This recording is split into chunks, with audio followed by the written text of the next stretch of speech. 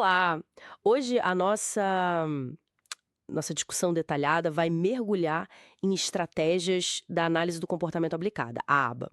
Vamos focar em como transformar estímulos do dia a dia, sabe, em reforçadores e como isso se encaixa na criação dos planos educacionais individualizados, os PEIs. A nossa base para a conversa é um documento aba aula7.pdf que descreve bem esses procedimentos, e o objetivo aqui é entender como essas técnicas buscam, tipo, capturar a atenção, despertar o interesse mesmo e facilitar o aprendizado. Isso especialmente para alunos com necessidades educacionais especiais, né? A meta é fazer com que coisas como, sei lá, rostos, vozes, materiais escolares, que tudo isso se torne naturalmente motivador para eles.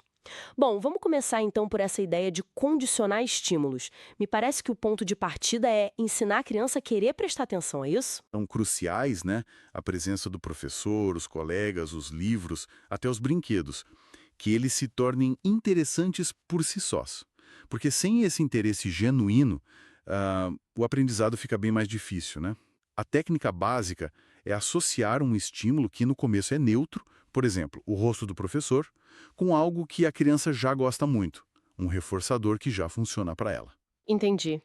É como criar uma associação positiva forte, assim.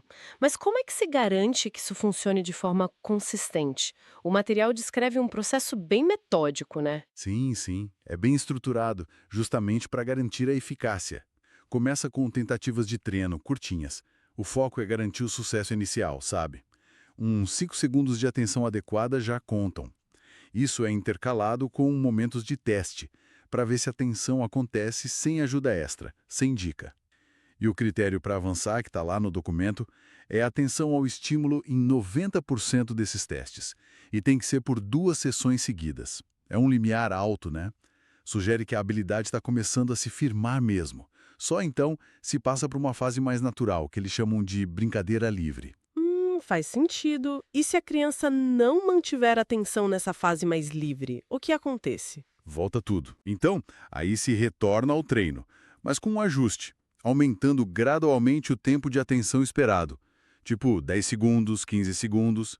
Se mesmo com um tempo maior, digamos 40 segundos, não tiver sucesso, o material indica que, opa, talvez precise rever o processo, sabe? Ou verificar se tem algum pré-requisito faltando ali para a criança conseguir.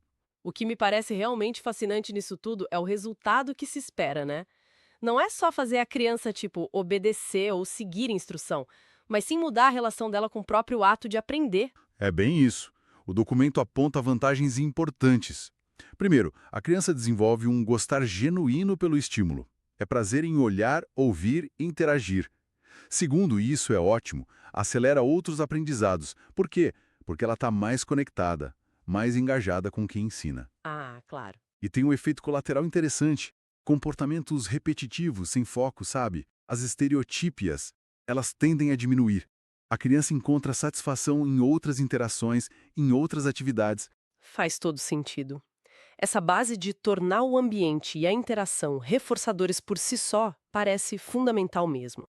E imagino que na escola isso precisa ser organizado de forma individual para cada aluno.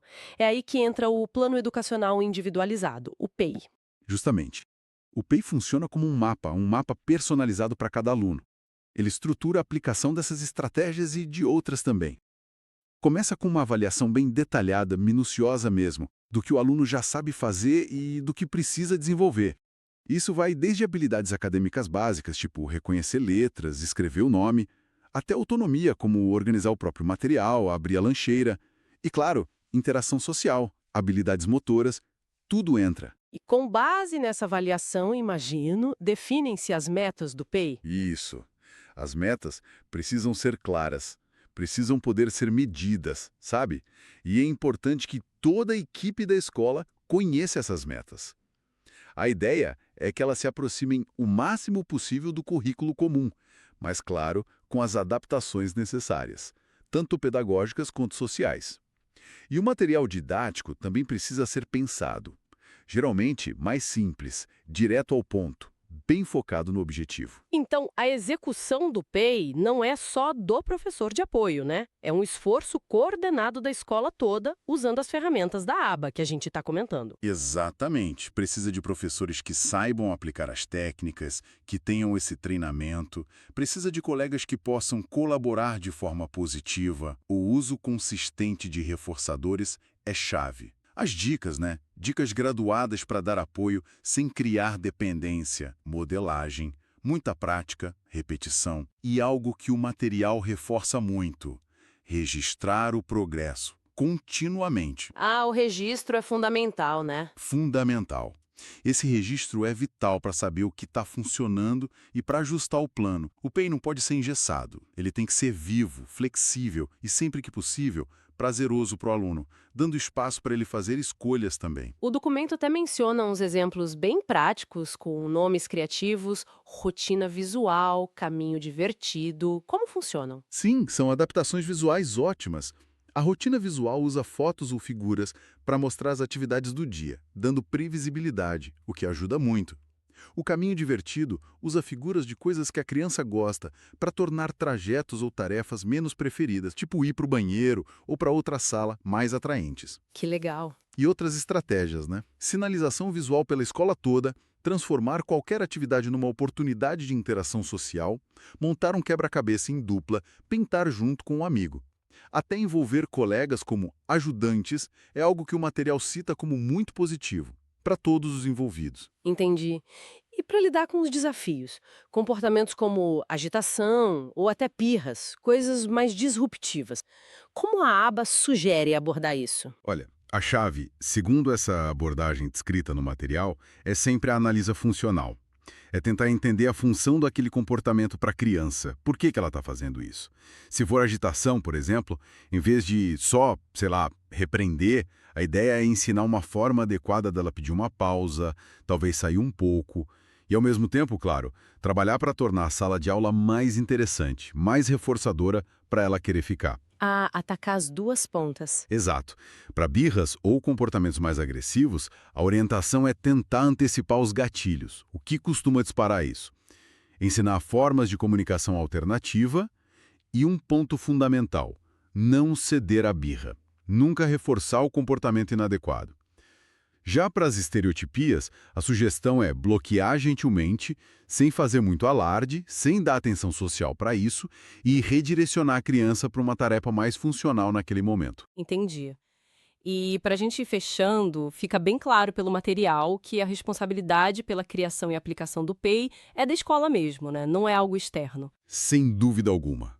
O material enfatiza muito isso. Incluir o aluno pedagógica e socialmente é a tarefa da escola.